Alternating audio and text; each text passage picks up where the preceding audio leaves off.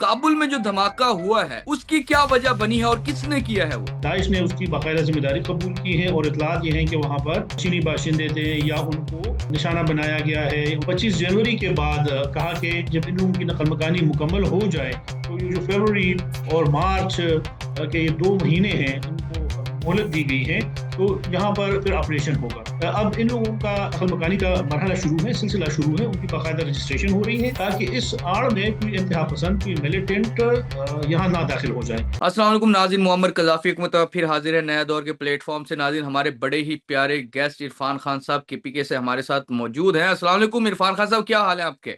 वालेकुम सलाम, शुक्र अल्लाह का जी। खान साहब, एक तो वादी तीरा में जो मामलात हैं वहाँ क्या अब मौजूदा सूरत हाल है? क्या वहाँ पर लोगों की मुकम्मल तौर पर नकल मकानी हो गई है? और अगर नकल मकानी हो गई है तो ऑपरेशन किस तरह का होगा?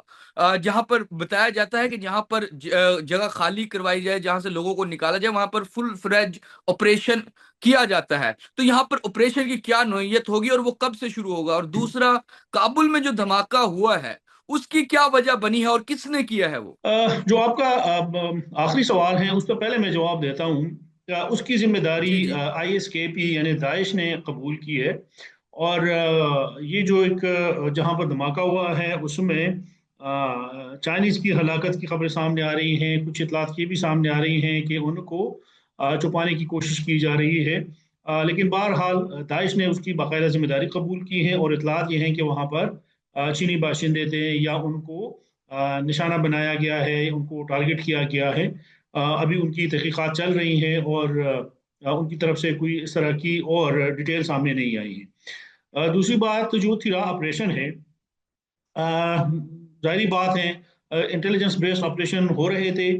लेकिन सिक्योरिटी फोर्सेस को और फिर खैबर पख्तूनख्वा हुकूमत को और फिर जो ज़िला खैबर के जो कबायली जरगा था, 80 रुकनी कबायली जरगा, उन्होंने ये महसूस किया कि ये लोग यहाँ पर आकर आबादियों में इन्होंने रिहाइशें इख्तियार की हैं। ये लोग यहाँ पर मसाजिद में रात गुजारते हैं और फिर अगर किसी के घर वो लोग ठहरते हैं तो सिक्योरिटी फोर्सेस फिर मजबूरी के तहत वहाँ पर ऑपरेशन वो नहीं करते क्योंकि कोलेटरल डैमेज होता है। और फिर रियासत के खिलाफ, सिक्योरिटी फोर्सेस के खिलाफ आवाज़ें उठना शुरू होती हैं, सोशल मीडिया पर एक मुनज़्ज़म प्रोपेगेंडा शुरू किया जाता है।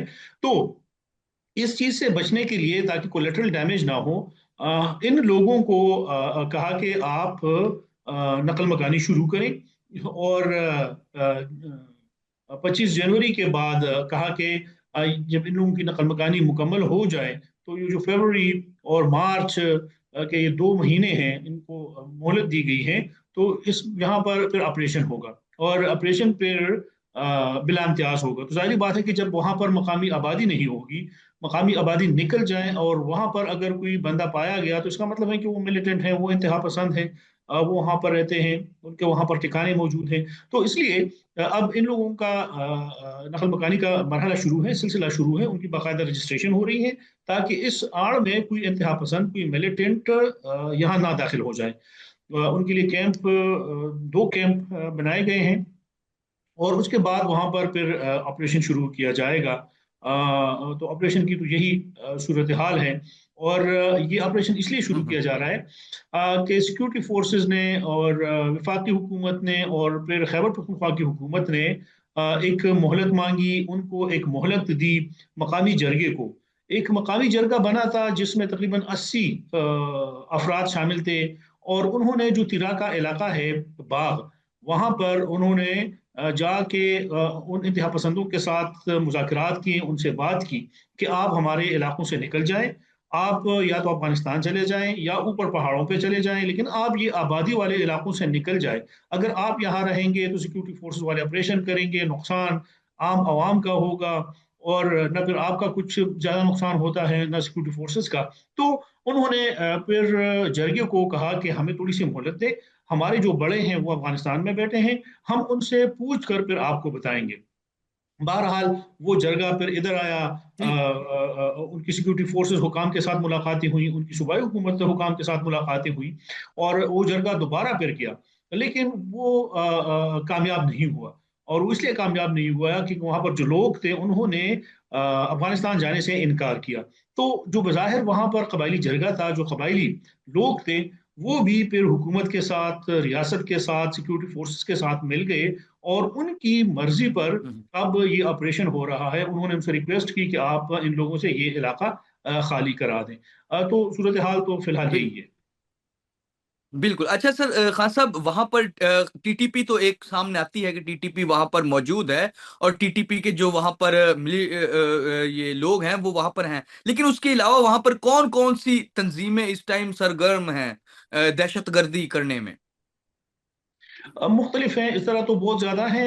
ये जो मैन एक टीटीपी है, इसमें हाफिज गुल बहादुर ग्रुप का अपना एक है। इसमें जमातुल अहरार अपनी एक तंजीम रखते हैं। इसमें जो मकामी है लश्कर इस्लाम, जो मंगल बाग की एक तंजीम हुआ करती थी, अब दोबारा से वो फाल है, वो है आईएमपी के नाम से, इत्तेहाद मुजाहिदीन पाकिस्तान के नाम से जो एक नई तंजीम बनी है, वो भी सरगर्म है। तो बज़ाहिर तो ये पाँच छः यहाँ पर जो तंजीमें हैं ये काम कर रहे हैं, लेकिन इसके अलावा भी हर किसी का 20 30 30 40 40 ग्रुप का अपना अपना एक तंजीम है और उनका अपना अपना एक लीडर है, और उसी पे वो चल रहे हैं। यानी कि जब ये मुज़ाकरात हो रहे थे, ये जरगा हो रहा था, तभी जो लश्कर इस्लाम ग्रुप था या जो जुमात अल ग्रुप है, उन्होंने इस जरगे हम्म। को बाकायदा पैगाम भेजा कि हम तो कोई मुज़ाकरात नहीं कर रहे। अगर आप टीटीपी के साथ मुज़ाकरात कर रहे हैं तो हमारे साथ क्या होगा? मतलब कि अगर हम, हमारा ताल्लुक लश्कर इस्लाम से है या हमारा ताल्लुक अगर जुमात अल से है, तो हम तो बात करने को तैयार नहीं। फिर आप हमारे साथ भी बैठेंगे, आप हमारे साथ भी बात करेंगे।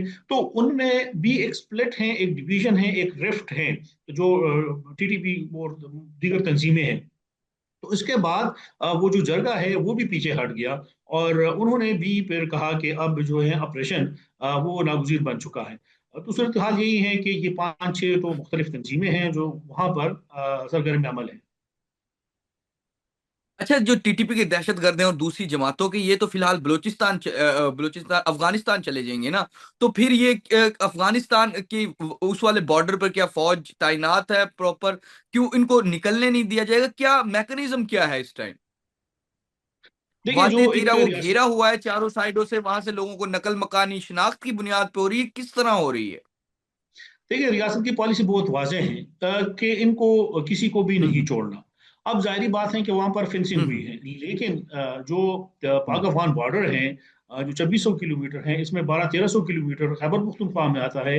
लेकिन इन 12 1300 किलोमीटर हम्म। में भी कोई 100 200 या 300 किलोमीटर ऐसा एरिया है कि जहां पर फेंसिंग नहीं हुई और जहां पर फेंसिंग नामुमकिन है, क्योंकि 24/7 वहां हम्म। पर आपका साल साल वहां पर बर्फ पड़ी रहती है, वहां पर इतनी सर्दी होती है, और वहां पर इस तरह के हैं कि आप वहां पर फेंसिंग का काम नहीं कर सकते, पहाड़ को आप कूद नहीं सकते। तो वहां पर फेंसिंग बहुत एक मुश्किल काम है, और यही रास्ते पर ये लोग इस्तेमाल करते हैं।